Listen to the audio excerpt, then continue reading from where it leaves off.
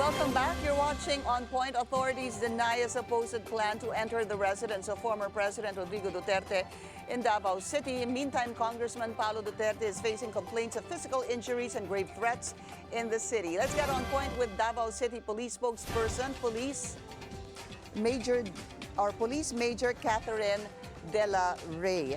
Major De La Rey, magandang gabi po sa inyo. Salamat po sa oras. Magandang gabi po, Miss Pinky, at sa lahat po na nanonood sa inyong programa ngayong gabi. Magandang gabi po sa inyo Ma'am, lahat. pakilinaw ho itong storyang ito dahil nga lumalabas kahapon na may mga pulis na nagkukumpol at ang sinasabi nga daw ay planong pasukin, inspeksyon itong bahay ni dating Pangulong Rodrigo Duterte. Ano ho ang nangyari ho ba talaga dyan? False information po yan, Miss Pinky. Wala pong supposed plan to conduct an operation at the residence or any properties po of former President Rodrigo Duterte. And we would like to make it clear po na completely false po yung information. And there was no intending police operation po, no deployment of CIDG and staff. Kasi sinasabi po na meron daw 30 personnel from CIDG and 90 personnel from staff. Wala pong deployment of CIDG and staff and no movement of police units po to the former president's house po or any of his Yun na nga po kasi ang lumalabas po doon sa statement ni Congressman Pulong Duterte, 90 personnel from the Special Action Force at 30 po from the PNP CIDG. So ang sinasabi niyo po that this is absolutely not true?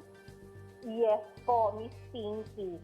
Di ko po alam kung saan po niya nakuha yan ng information, pero no movement po talaga from CIDG and staff, and no supposed plan or intending na operation po sa bahay ni former president or any of his properties. Wala pong mga pulis na nagkumpul doon kahit 2 o 3. Sa area ng residence ni former president, since yung naging presidente siya at hanggang ngayon, yung on-post po na police doon na hindi po namin tinagal. Kasi part po din yun siya ng security namin. Pero doon pa yun na outpost malapit sa bahay niya. Ilan po ang naka-destino doon? Minimum of 2. Minsan kung walang patrolling yung mobile, meron minsan naka-standby ng isang mobile. So wala hong kahit naman lang 10 na nagsama-sama? Wala po. So kinagulat niyo ho itong balitang to? Opo. So ang nakikita po namin, baka po create ito para po ma-mislead yung public or part po ng attempt nila to steer fear, confusion, or chaos, but especially napapalapit na po yung May 2025 elections. Pero gusto ko po talagang linawin na wala pong impending na operations or supposed plan. At wala ho kayong dineploy? Pasensya na po, wala ho kayong dineploy na extra tao around extra men in uniform or police women in uniform? Wala po. Regular deployment lang po kahit noon pa.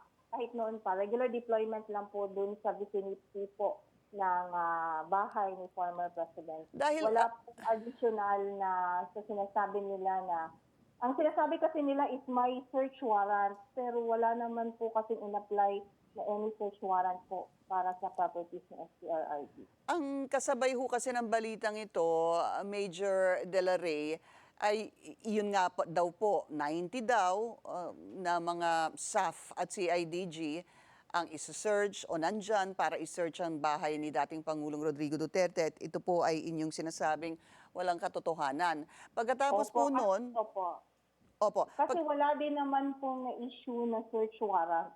Opo. At pagkatapos ho kasi noon, lumabas naman po yung balita na si Congressman Pulong Duterte umano ay may nakaaway sa isang bar.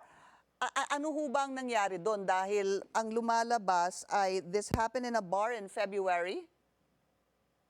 Miss Pinky, I'm sorry po, pero wala akong information about that incident. I see. But you've heard of this incident?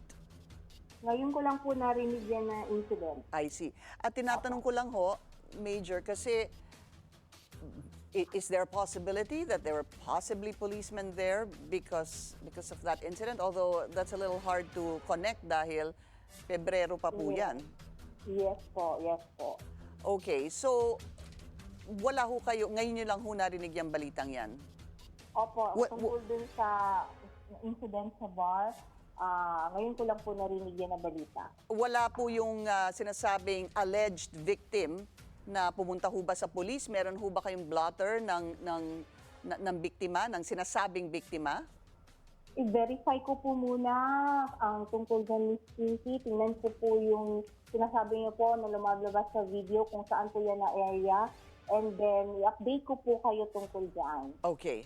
So, maraming salamat po sa inyong oras. Davao City Police Spokesperson, Police Major Catherine De La Rey. Ma'am, thank you po. Maraming salamat din po, Miss Pinky. Magandang gabi po. And that's On Point. Join us again on Monday at 7:30 p.m. here on BNC, the Billionario News Channel. I'm Pinky Webb. Thank you for watching.